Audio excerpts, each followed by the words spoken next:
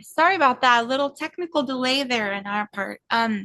So I going back a bit, we're looking at and examining how you as a so me as a female with a female boss who is a strong leader, very wise and pretty and all those attributes.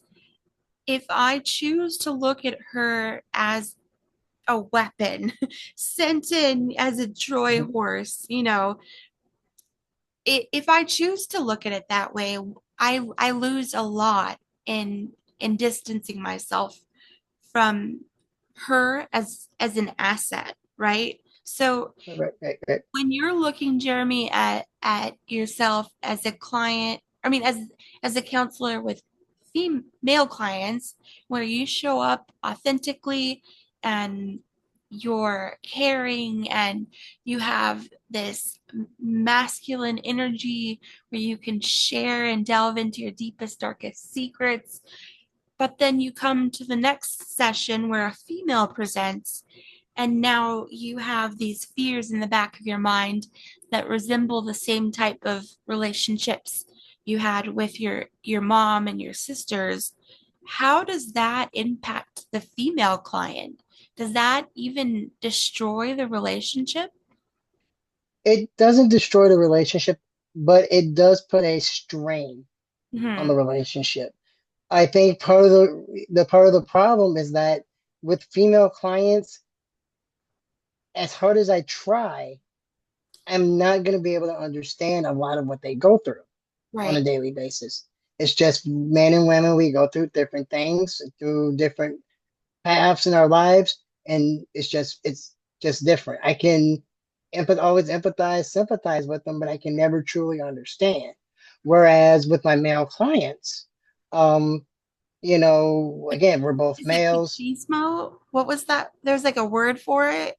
Yeah, I think it is like yeah, machismo or something like that. Machismo? Machismo. Yeah, Yeah. machismo. Yeah. And it's like it's almost like you're bros, but you're not, but we know we're not bros. But Right. it's that same vibe. Right. Whereas with when I was working with the female clients, I was getting more focused on, am I doing this the way they want me to? Am I, are they going to be acceptive of me and listen to me and just, and actually give me a voice in this session? And it started in my mind, it was starting to come to where I was making their sessions more about me Hmm. and not them. I can see that. And and it was very difficult for me to get over that. Um, And so how did you navigate that? through supervision mostly, and just and again, just sorry, supervision, Mhm. and like I said before, dealing with that issue. Going back to my mom, and my sisters, and just letting them know how I felt there as a child, and they accepted it. They apologized, which I felt like kind of changed my whole perspective Yeah. when it comes to like working with women. And I was able to give more respect to the women in a sense. Um, and it just kind of went from there. Now I don't have those issues that I had before, whether it's working with a female coworker, whether it's working with a female client. They get the same feeling of they get the same me Hmm. across the board. It's great. And there's that saying, every counselor has their own counselor. And it's Yep. true. We have to. Yes, yes. Oh yeah. We That need is one thing I to top believe. shape. I was actually told this recently. If your therapist does not have a therapist, then you probably shouldn't be talking to them. So, You see a therapist with a therapist who has their therapist all together out getting beer together. yep, yeah. Um, so so we've covered, you know, the loss that can be taken when the fears that conquer us prevent us from really leaning into and embracing the relationships that can exist with women when we don't allow them to, or we do allow them to. And so I think it's important to next maybe address um, some of the ethical and professional considerations involved in that. What does that look like for you in your office with your clientele? Well, well, as I mentioned, I did mention previously, one of the main things was to learn how to set up those boundaries Yeah, with client. You know, not again, not being that yes man for my coworkers, and not being the Prince Charming for my female clients in a sense. that's Um, that's an important one because we all as women want to be saved. And you, as a man who might be fearful of women, feel, that rush of adrenaline and dopamine when you are saving people. yep, yes, exactly.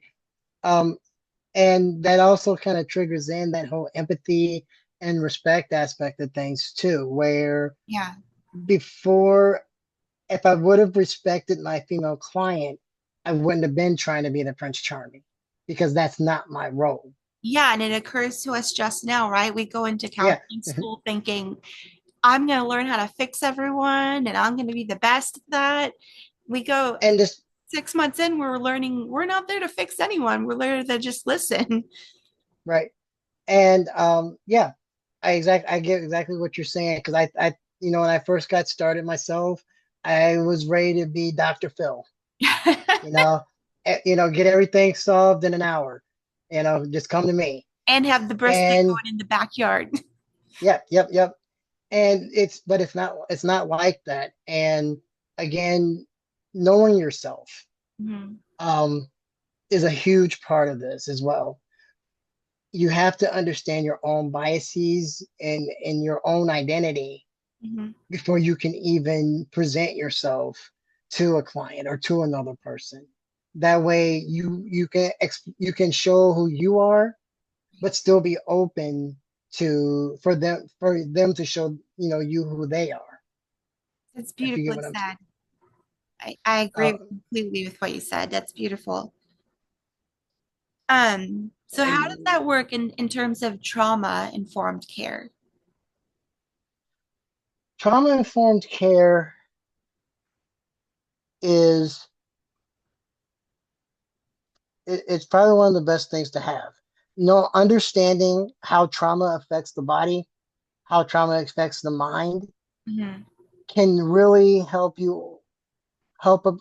us really and help anybody understand how trauma can affect, like how trauma can last. For example, a person who a person who was in a house fire as a child now as an adult has a fear of fire. Right. You know, understanding that trauma made an impact on that young person's mind that never went away. That connection between the brain cells, Yeah. was formed, and it was never mended or fixed. So even So you can have that trauma between you and women. yeah, and so between women, again, um, wanting them to accept me, Yeah. and in order for them to accept me, um, I have to do whatever they tell me to do. Because You know, the I dominance that existed. right, yeah, because of my mom and my sisters, and yeah, and that connection was in my brain, Right. and I didn't, and we never realized it, or I never realized that. I So didn't realize until later. sorry. Yeah, yeah, It's almost even like a third layer of protection, from you. So you have these boundaries and these other layers that you have with you as a male and your clients as females, and that protection layer, and then all of a sudden you have trauma informed care. That's the additional boundary layer. So I mean that's a really good way to look at it. Yeah, it is very okay. A very good way to look at it. How Um, does that work with cultural competency? Cultural competency, or understanding another person's culture, for me as a therapist, Mhm. under now that I understand that there are going to be things I'm not going to understand, still helps me be a better therapist But for my what kind female of things clients. like are we talking tampons or like what are we talking here? Well, I mean anything. Let's say she's going through a breakup. Okay. A woman going through a breakup looks different than when a man goes through a breakup. I understand the man side of it. What I may not understand is the female side of it. Yeah. However, what's funny about the situation is if I thought about it, I actually there's a part of me that can understand because of my sisters, and them having boyfriends and them having broken up with their boyfriends and seeing how it affected them. Because they've modeled it But this whole time. right, but because I was so focused as a child on the more negative, which was the way they treated me, I didn't even realize I had that in my mind. Therefore, I didn't have access to that tool to better understand my female client. It was your own roadblock. Yep, my own robot. And it is interesting how those differences exist when treating clients, like for example, with breakups. With women, we just want to be heard. We want to be listened to and just allow us to get it off our chest. Whereas Right, men come in and I feel like they want the answers. And again, we're not there as counselors to provide those answers. We're there to lead them to the water, right? right, right.